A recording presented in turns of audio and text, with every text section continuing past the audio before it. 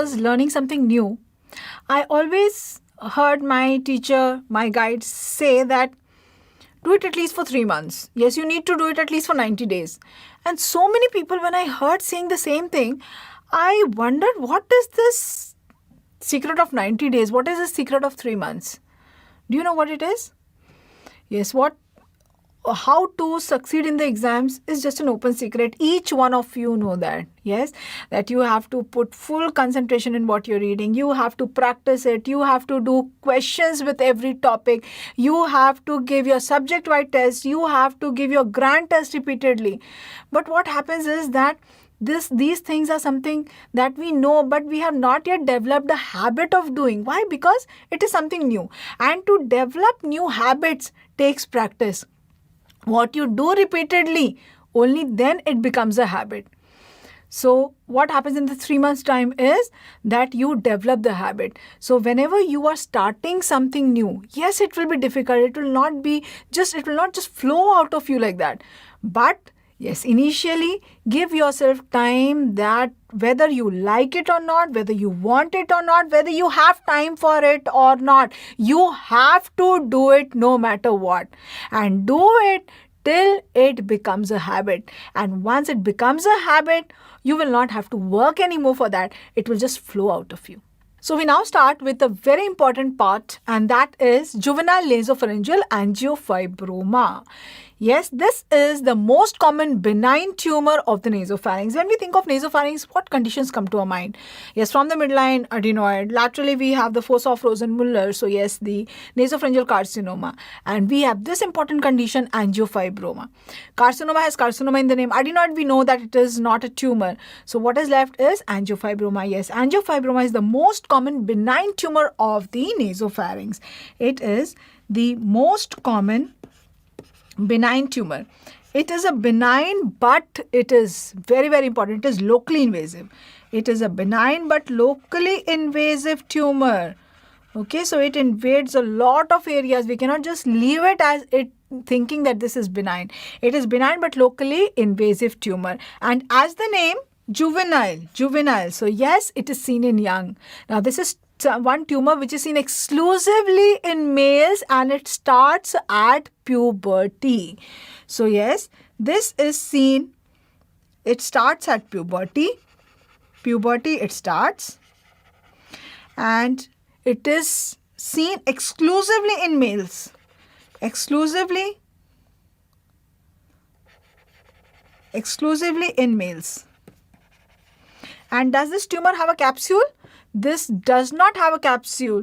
The epithelial lining, it might get thickened to form a pseudocapsule, but no, this does not have a true capsule. So it does not have no true capsule. No true capsule.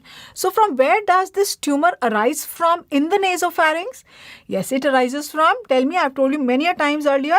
Yes, it arises from the sphenopalatine foramen. And can you exactly tell me where the sphenopalatine foramen is? Yes, it is 1 centimeter behind the posterior end of the middle turbinate. So this is the site of origin. It is the sphenopalatine foramen. Sphenopalatine foramen. Now, all of us have the sphenopalatine foramen, right? Or only young males have? No, everybody has. Then why? Why in some males this tumor develops? Yes, so what has been postulated here is that actually this angiofibroma is a vascular malformation that develops in people in whom the first arch artery has not completely regressed. So it is because of incomplete regression of the first arch artery. If I ask you, what's the first arch artery? Yes, first arch artery was the primitive form of the maxillary artery, what led to the formation of the maxillary artery. And do we have the maxillary artery in the sphenopalatine fossa? We have done that so many times. Yes, and do the branches enter through the sphenopalatine foramen into the nose? Yes. So it is said that this occurs only in those people where there is an incomplete regression of the first arch artery remnant. Remnant of the first arch artery does not regress completely. In those males, why in males? Because for this vascular malformation to occur, two things have to be there. First is the remnant of the first arch. which is not regressed, first arch artery which is not regressed, and second androgenic stimulation. So that is why it is seen in males and it starts during puberty when the androgenic stimulation starts. So the etiology is hormonal etiology, hormonal, and along with that there is a incomplete regression of first arch artery, remnant of first arch artery. Now this is a vascular malformation, and the vessels that form this tumor, they are also malformed in the sense that they only have a thin endothelial lining. What is missing there is the muscular component. The contractile component is missing. That is what makes this tumor very, very important. Why? Because the contractile component is not there. So any little thing also makes these arteries burst and make these arteries bleed. So that is why the chances of blood loss here is very high. And that makes it a very, very important condition. Now, before we start to see what the symptoms of this tumor will be, let us quickly have a very quick review of the sphenopalatine foramen and the sphenopalatine fossa. That we need to know very, very clearly here. If we know that, we know most of the angiofibroma. Yes. So where is the sphenopalatine fossa? Yes, we have seen this so many number of times now. This is the maxillary antrum cavity. Here is the anterior wall, this is the posterior wall, and from behind the posterior wall, from the roof of the sphenoid sinus hangs down two plates. These are the two pterygoid plates. Now this space that we are seeing in between anteriorly the posterior border of the maxillary antrum and posteriorly the anterior border of pterygoid plates, this is what is known as the sphenopalatine or the pterygopalatine fossa. Right. Now, let us now see where the sphenopalatine fossa is. So, suppose this here is the lateral wall of the nose. So, this is exactly the lateral wall of my right nostril. Right. So, here we have the nostril. This is the lateral wall, and here we have the skin of the cheek. Skin of the cheek has been removed, and what we see behind that is the maxillary sinus, the maxillary cavity, maxillary antrum. This is the anterior wall. Inside we have the cavity, and this is the posterior wall, and here we have the orbit. Above the maxillary sinus, we have the orbit here, right?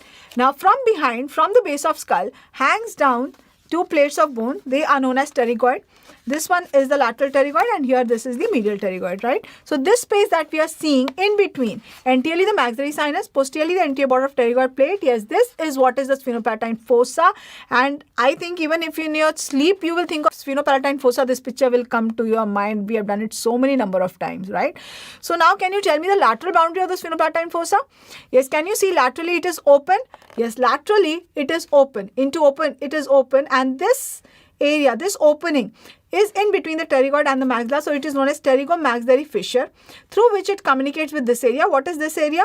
Yes, this area. This area is lateral to the maxillary antrum and medial to this, just behind the skin of cheek. So just behind the skin of cheek and lateral to the maxillary antrum, this area. What is this?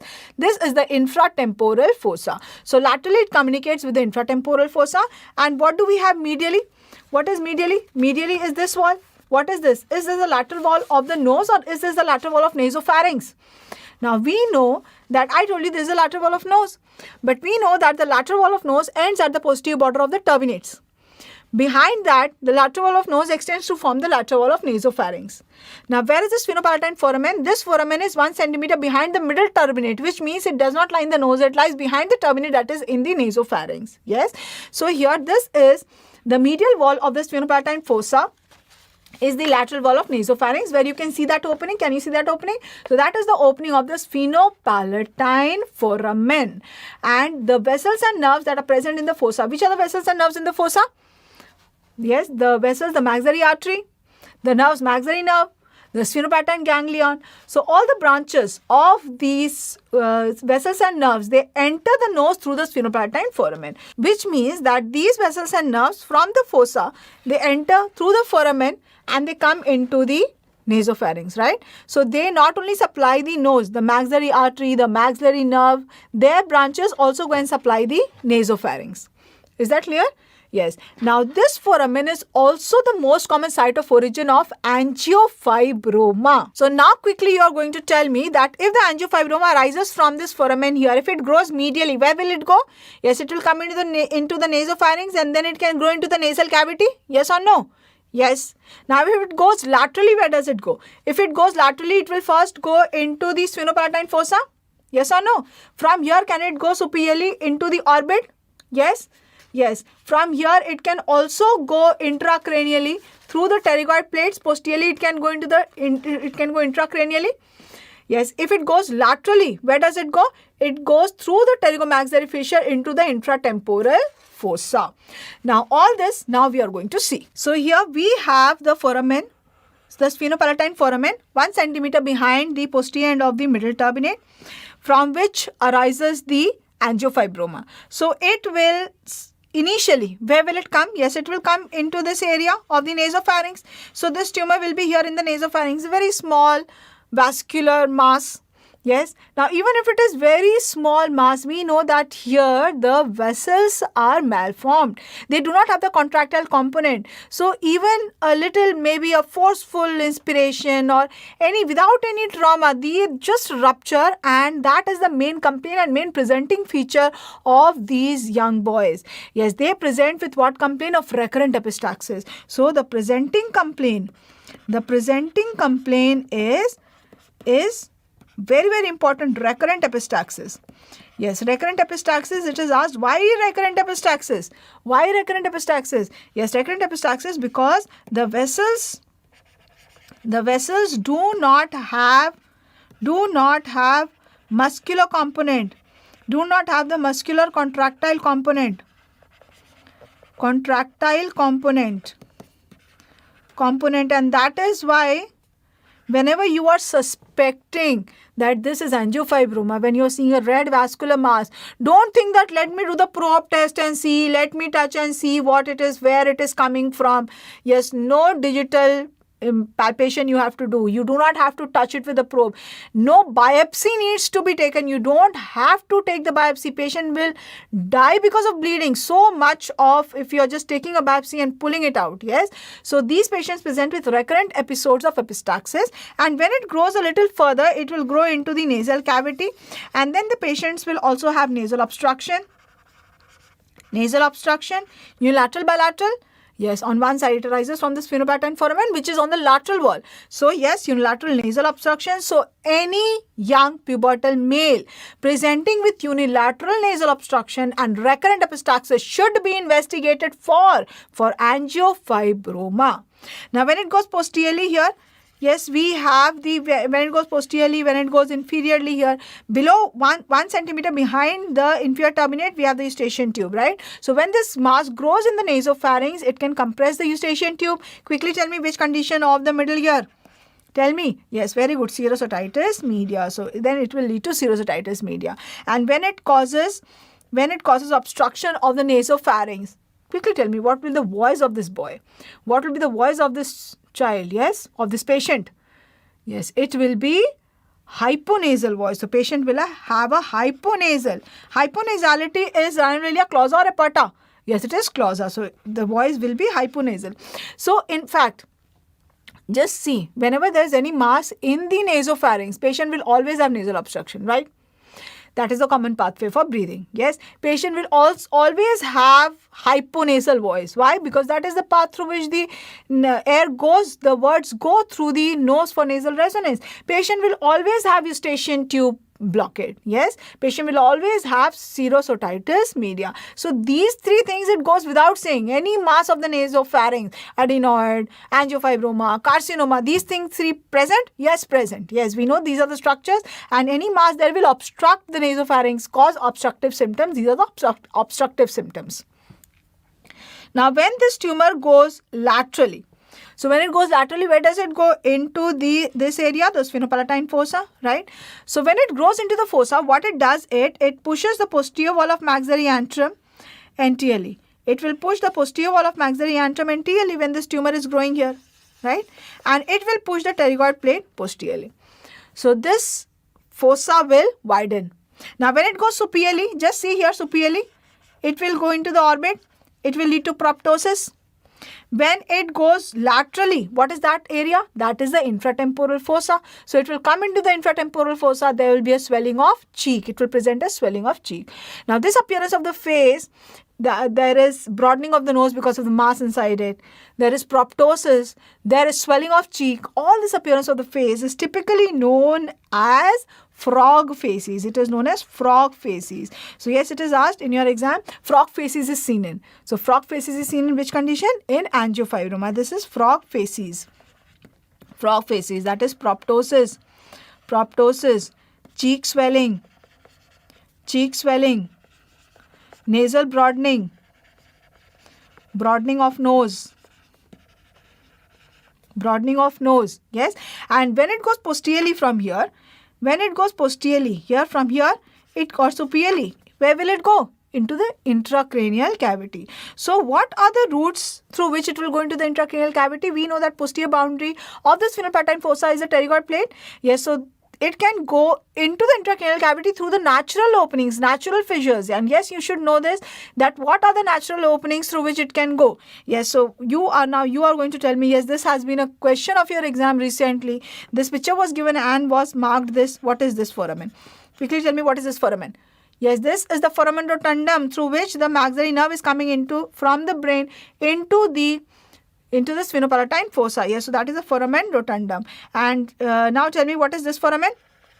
Yes, this is the median canal. So it can go intracranially through these two foramen. It can go through the foramen rotundum. It can go through the median canal. Right? It can also go into the orbit. And from the orbit, it can go through this. What is this fissure? Yes, the superior orbital fissure. So through the superior orbital fissure, which means that these routes are actually the routes for entry of the nerves, which means when this tumor is going into these areas, will it cause multiple cranial nerve palsies? Of course it will. So superior orbital fissures, it will lead to multiple cranial nerve palsies. It can go through the sphenoid sinus. It can go superiorly through the sphenoid sinus. It can go through the roof of the middle cranial fossa. Where is the roof of middle cranial fossa? This area here forming the roof. This area is the roof of the middle cranial fossa. So it can go through the roof of the middle cranial fossa.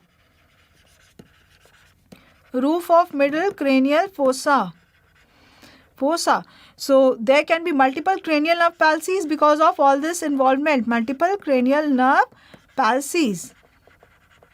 Yes. So now you are here in the OPD and here is a young male who has come to you with a complaint of nasal obstruction of one side, right side, recurrent epistaxis, and what you are seeing is that the voice, when you speak to the patient, the voice is changed. It is a very hyponasal quality of voice. So your suspicion is very high that we know that any recurrent epistaxis in young male should be investigated for angiofibroma. So with this in your mind, either you do anterior rhinoscopy, maybe you are able to see the mass or maybe not. Why? Because if it's a very small mass, epistaxis will be present, but maybe you are not able to see it. Why? Because this sphenopalatine foramen is in the nasopharynx, which you will be able to visualize only on endoscopy. So if you are seeing the mass, very good. If you are not seeing it, you can go for an endoscopic examination and you can visualize. So you will go for an endoscopic examination when your suspicion is high. Yes, so when you do the endoscopic examination, what you see is a picture like this. Yes, what are you seeing is a red vascular fleshy mass. So on endoscopy, what you see is a red vascular fleshy mass. So now your suspicion is very high. This is angiofibroma and you want to confirm. Should you take a biopsy? Yes or no? Biopsy, no. Biopsy is contraindicated. Why is biopsy contraindicated? This I've already told you. So you will tell me. Yes. Why? Because there will be bleeding, but bleeding can occur whenever we take a biopsy from anywhere. No, why here? No biopsy. Yes, because here The vessels do not have the contractile component. The muscle is missing. Muscular component is not there, because of which the bleeding will not stop. The contractile component is not there. The bleeding will not stop. Yes, so we cannot take a biopsy. How do you confirm that, yes, this is the tumor arising from the sphenopalatine foramen? This is appearing very much like an angiofibroma. But is it the angiofibroma arising from the sphenopalatine foramen that we are suspecting? How to confirm? CT or MRI? Yes, whenever we want to see the bony structures, that is CT. CCT, NCCT. Contrast enhanced, non-contrast. Yes, this is a very vascular tumor. The main arterial supply, from where does the main arterial supply come? If I just tell you that this is a tumor rising from the foramen, from the sphenopalatine foramen, and I ask you, tell me the major arterial supply of angiofibroma. Yes, we do the anatomy first so that all these things become very, very clear to us. Yes. Maxillary artery, very good, maxillary artery. Yes, it has a very rich arterial supply. That is the area from where all the vessels are entering into the nose to supply the nose. So it has got a very rich vascular supply. So we will always go for a contrast. Whenever we want to see the whether the tumor is vascular or not, we go for contrast. So yes, we will go for a contrast enhanced CECT. And before we see what actually we see on CCT, let us see how a normal sphenopalatine foramen and a fossa area looks like. Yes, so this is an axial cut section that has been taken. So here what you are seeing is the skin of the cheek. This is the maxillary sinus. That is the anterior wall. Here is the posterior wall. This is the pterygoid plate. So yes, this space is the sphenopalatine fossa, right? That is the sphenopalatine fossa, this area where I am drawing the star, that is the sphenopalatine fossa. Star, that is the sphenopalatine fossa, right? Now this area, this is the nose, this is the nostril. Now this opening which I am labeling as 2, right? This is the sphenopalatine foramen. This here is the fossa, right? Okay, and laterally, what is this area? This I am labeling it as 3. What is this? 3. This is the infratemporal fossa. Now we have a better CT here. Now here what we are seeing is, again, this here is the cheek. Again, this is a transverse cut section. Now I am just labeling 1, 2, 3, 4, and now you will tell me what it is. Yes, what is 1? Maxillary sinus. Very good. What is 2? Pterygoid plate. Very good. What is 3? Yes, this is the sphenopalatine fossa. 4. Sphenopalatine foramen. 5. Infratemporal fossa, right? Now let us see. Now can you make out? Can you see a very enhancing mass in the nasal cavity going back into the nasopharynx? Yes, arising from the sphenopalatine foramen area, and it has pushed the posterior wall of maxillary sinus anteriorly. It has pushed the pterygoid plate posteriorly. And it has gone laterally into the infratemporal fossa. Can you make this out? Yes, so this picture will confirm that yes, this is an angiofibroma. So the best investigation is CECT. And what on CECT? This pushing of the posterior wall of antrum anteriorly tells you that there is something behind it, and this is what is known as the Hollmann-Miller sign. Hollmann-Miller sign, also known as antral sign. So now you have confirmed that yes, this is an angiofibroma, and this CT will also help you to stage what stage this tumor is. Yes, so what are the stages of angiofibroma? This is one staging that we need to know. And this staging has been done, it is known as Radowski's classification. So what is this Radowski's classification? I will just tell you, first explain it to you, and then I will write it down. Yes, so what is this Radowski's staging? This tumor is arising from the sphenopalatine foramen area here. Yes, so I told you the first spread will be into the nasal cavity, right? So that is 1A.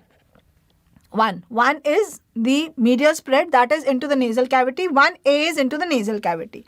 1B is when it is going into the sinuses also. It can be through the nose, it can be into the maxillary sinus, it can be into the sphenoid sinus. Was a question asked in your exam recently that a patient diagnosed to be angiofibroma, the mass is seen in the nasal cavity going into the sphenoid sinus.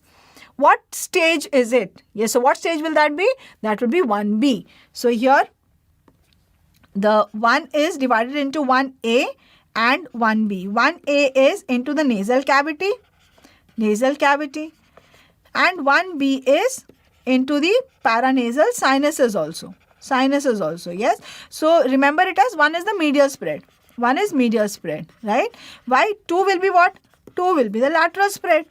And lateral we know everything already, yes. Where if it goes laterally, where it goes. So where does it go laterally? If it goes laterally, where will it go? Yes, so if it goes laterally, first it will go into the sphenopalatine fossa. Yes. Then it will completely fill the fossa, and from the fossa it can go superiorly into the orbit. Yes. And then it can spread further laterally through the pterygomaxillary fissure into the infratemporal fossa. So that is what is the lateral spread. That is what is stage 2. Yes. So what is stage 2? Stage 2 is 2A is when it has gone laterally into the sphenopalatine fossa, but there is a minimal spread. Minimal spread. Minimal spread. 2B is when the sphenopalatine fossa is completely filled, and when it is completely filled, definitely it is going to go into the orbit also. It will go into the orbit also. And 2C is when it has gone into the infratemporal fossa. That is 2C. And what will be 3? Any guesses? 3, what will be 3? 3 is intracranial spread. So 3A will be when it has gone intracranial but limited spread. And 3B will be when it is extensive, intracranial extensive intracranial spread. That is 3B, right? So now, yes, we know that it can go intracranially also, and it goes intracranially through these openings. And if it is shown to you, these openings are shown to you on CT, will you be able to identify it? Yes, just see this. Yes, so what you're seeing here, this is the sphenoid sinus. Can you make out? I'm just showing it to you because nowadays so many CTs, every year CTs are shown to you. Yes, so this is the sphenoid sinus, and this is the pterygoid plate that we are seeing here. At the root of the pterygoid plate, we can see two openings here. 2 openings here, right? So can you tell me which one? This is exactly what picture we saw there, right? So this here is which picture? This is the foramen rotundum, and this here is the Vidian canal. Or it can go directly. Yes, it can go through the sphenoid sinus. Yes, so there can be multiple routes through which it goes intracranially. Now quickly tell me which stage this is. This tumor that you are seeing. Let us see where all it has gone. Into the nasal cavity, yes, it has gone. Into the sinus also, probably it has gone. It has gone laterally also. So as per this CT, only if this CT, then we can say that this has gone, this is 2C, and if in the question is mentioned intracranial also, then it becomes 3. Yes, and which is this one? What stage is this? Can you make out? Yes, it has from the foramen, it is now, right now only into the nasal cavity and the nasopharynx, right? So this is then, this is 1A, only into the nasal cavity and the nasopharynx, that is 1A. Yes, so 1A is nasal cavity and nasopharynx. Okay, so we did a CCT and we confirmed that yes, this is angiofibroma, and we also came to know what stage it is. Now, which of the following modalities of treatment can be used for the management of angiofibroma? Hormonal therapy? Yes, no. Hormonal therapy. Hormonal therapy, yes, with anti-androgen has been given. That is not curative, but yes, it reduces the size of the tumor. Okay, so hormonal therapy, yes. Okay, radiotherapy. Okay, surgical excision. Surgical excision. Feeling scared to operate because of bleeding? Then what do you think should be the management? Radiotherapy? Okay, you must have already read many tumors and you must have seen that whenever the patient is young, the main modality of treatment is radiotherapy. So that this radiotherapy induces second tumors in the patient comes back to you again and becomes your permanent patient for lifetime. Yes, no? Have we read that radiotherapy is never given in young? It is never the first choice of management for young. Why? Because it can induce a second tumors. So radiotherapy will not be given here. No matter how scared you're feeling of the bleeding, the management here is a surgical excision. So the main management here is surgical excision unless and until the tumor has gone intracranially and has become unresectable. Not all intracranial extensions become unresectable. It becomes unresectable when it has got adhered with important structures intracranially, when it is getting its blood supply from the internal carotid where you cannot possibly resect it, only then the management is radiotherapy. Else everywhere the management is surgical excision. So yes, which will be the unresectable tumor, 3A or B? 3B. Yes. So the management of this patient, the main management will be surgical excision. Main management will be surgical excision. You give hormonal therapy. Hormonal therapy can be given pre-op to decrease the size of the tumor.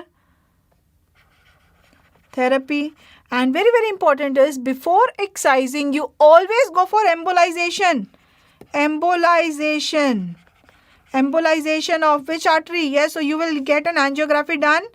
You will get an angiography done and you will see which is the main artery supplying there. Anyway, the main artery supplying it is what? The maxillary artery. Yes, so you will do pre-op embolization. Pre-op embolization, and only if the tumor is unresectable, only then you go for radiotherapy, and that is the 3B. The 3B is when you go for radiotherapy. So here, when you do embolization, just see here, this is the tumor where you have got the angiography done and you can see the tumor blush. You can see how vascular this tumor is, all this, so much of blood supply, and this is after embolization. So you do the embolization, and what is the most common artery supplying the angiofibroma which you will embolize? Yes, that is the maxillary artery. Maxillary artery. Again, that is a question of your exams. The main artery supplying angiofibroma, yes, it is the maxillary artery. So now you have embolized, now the blood supply is less, and now you want to approach, you want to remove this tumor. How are you going to approach this tumor? How are you going to remove it? This is from the sphenopalatine foramen into the nose and nasopharynx. Laterally also it goes. So how can you approach it? Yes, earlier there were many external approaches that were applied. Nowadays, the best approach is an endoscopic transnasal approach. Yes, nowadays you approach it mainly endoscopically, transnasally, and that is the main approach nowadays. For most of the tumor, this suffices. Yes, the sphenopalatine foramen area, the bone might have to be removed to access the sphenopalatine fossa area. Yes, but all that is possible to do endoscopically itself. Now, what are the other approaches that can be applied? Now, what is very important here is complete resection. Okay, the approach, you can do it endoscopically, very nice. If you are skilled in endoscopic removal, very nice.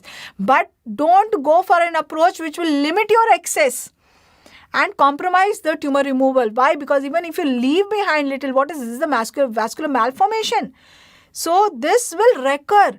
The chances of recurrence is very, very high. So we cannot leave behind any speck of the tumor. That is why it is very important that pre-op embolization is done to be able to visualize the margins very clearly, to remove everything of the tumor very nicely. And also the approach has to be a very nice approach. So endoscopically, if possible, wonderful, that is best. If not, what can be done is transpalatal. Transpalatal. What is transpalatal? Transpalatal is you give an incision between the hard and the soft palate, retract the two, and then when you're retracting the two, what are you seeing? You are having the end of view of the nasopharynx. So you can go for this. Or what you can do is the Weber-Ferguson incision, lateral rhinotomy. Now I am just saying this so quickly. Weber-Ferguson incision. Yes, I have full confidence that you know what that incision is. We did that for maxillectomy also. Can you tell me what that incision is? Yes, the incision Weber-Ferguson is like this. From below the orbit, nasophacial crease, this is Weber-Ferguson. And lateral rhinotomy is just this much. Yes, so this is lateral rhinotomy. So you go for Weber-Ferguson incision or the lateral rhinotomy incision. You give the incision, you raise the skin flap, and then through the maxillary antrum you go. You can also go through the intratemporal fossa. So intratemporal fossa approach can also be used. And since these are young boys, yes, they are pubertal males. So in these, if you give an external scar, if it is possible not to give one, would be wonderful. So yes, we have an approach where we do not give an external scar, but the incision is given from one angle of mandible to the other. The skin flap is raised and whatever bone work has to be done is done from inside. So that is what is known as mid-facial degloving. Mid-facial degloving approach. Mid-facial degloving approach. And is the chances of recurrence very high in this tumor? Yes, the chance of recurrence is extremely high, very, very high. The chance of recurrence is very, very high. So that is what you need to know in angiofibroma. So now quickly you're going to keep your pens down. Yes, tell me, angiofibroma is a benign or a malignant tumor? Benign or malignant tumor? It is a benign tumor. Locally invasive, yes or no? Yes, it's a benign but locally invasive tumor. Name any other benign but locally invasive tumor of ENT that you know of. Yes, that is a quick revision of whether you remember or not. Benign but locally invasive tumors. Benign but locally invasive. Locally invasive, if you remember. Most of the important benign tumors that we have done in the ear, which one? Ear, glomus. Ear, acoustic neuroma. In the nose, in the note, what is the benign tumor of the nasal cavity? Inverted papilloma. It is also known as Ringer's tumor or Schneiderian papilloma. Yes, and here in the nasopharynx, we have angiofibroma. All these are benign but locally invasive tumors. So can all these tumors metastasize? No, they are not malignant. They will not have lymphatic spread. They will spread through natural openings, through fissures. Yes. So this is benign but locally invasive tumor. Tell me quickly the site of origin of angiofibroma. Sphenopalatine foramen. Sphenopalatine foramen, when the tumor has reached up till the sphenopalatine fossa and then laterally into the infratemporal fossa. What stage is that? 2C. If it has gone intracranially with extensive intracranial spread, then it is 3B. What will be the management of 3B? Yes, that is radiotherapy. Rest everywhere. The main management is surgical excision with pre-op embolization. Yes or no? Yes. Which is the main arterial supply of angiofibroma? Maxillary artery. Maxillary artery.